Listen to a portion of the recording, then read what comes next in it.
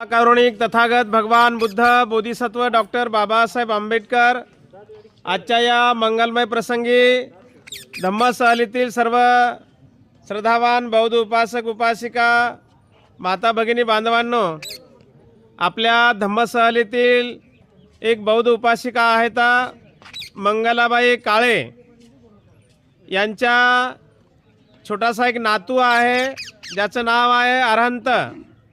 त्यांनी बघा धम्माच्या अनुषंगाने त्यांनी नाव ठेवलेलं आहे आपल्या नाताचं अरहंत। आणि त्या अरहंताचे या ठिकाणी एक छोटेसे जावळं त्यांनी काढलेले आहेत। आपण बघतोय महाराष्ट्रामध्ये आपल्या समाजामध्ये काही लोक जावळाचा कार्यक्रम करतात। जावळं कोणी देवाच्या नावानं देवाजवळ जाऊन काही लोक कंदोरी करून जावळं काढतात, परंतु यांनी बौद्ध धर्माच्या विनयाला अनुसरून बुद्ध बाबासाहेबांची पूजा करून वंदना परित्राण पूजा घेऊन धार्मिक पद्धतीने त्यांनी केश कर्तन विधी केलेली आहे।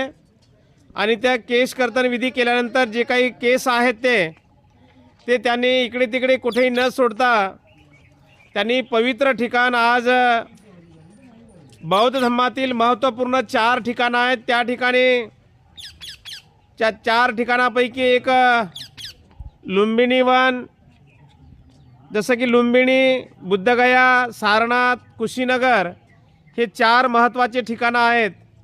या 4 ठिकाणाच्या पैकी एक महत्त्वाचं ठिकाण आहे ते लुंबिनी।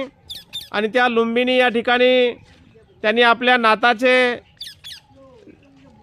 जावळाचा कार्यक्रम करून जसं धम्माच्या विनयाला अनुसरून धम्माच्या विनयाप्रमाणे केश कर्तन विधी करून ते जे केस आहेत त्यांनी आज लुंबिनी वनामध्ये या ठिकाणी विसर्जित केलेले आहेत, पाण्यामध्ये विसर्जित केलेले आहेत। मंगलाबाई काळे यांचा आदर्श आपण घेणं अत्यंत सर्वांनी महत्त्वाचं आहे। आपल्या घरामध्ये जन्माला आलेल्या बाळाचे केस बौद्ध धर्मामध्ये हा संस्कार विधी आहे।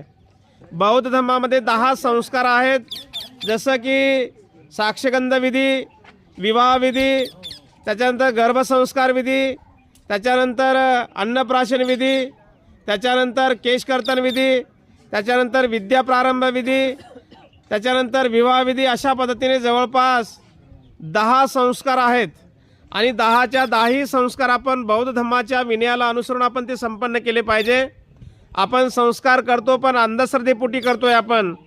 आणि म्हणून बाबासाहेबांनी आपल्याला 14 ऑक्टोबर 1956ला तुम्हा आम्हा सर्वांना बौद्ध धर्माची दीक्षा दिली। ज्या अर्थी आम्ही बौद्ध म्हणतो, बौद्ध म्हणून वावरतो, जे भी म्हणतो, जे भी म्हणून वावरतो, त्या अर्थी आम्ही आमच्या जीवनामधले जे काही संस्कार आहेत ते धम्माच्या विनयाप्रमाणे आपण संपन्न करणं अत्यंत महत्त्वाचं आहे। आणि म्हणून या ठिकाणी मंगलाबाई काळे यांनी आपल्या नाताचे केश कर्तन विधी या पवित्र लुंबिनी वनामध्ये या ठिकाणी विसर्जित केलेले आहेत।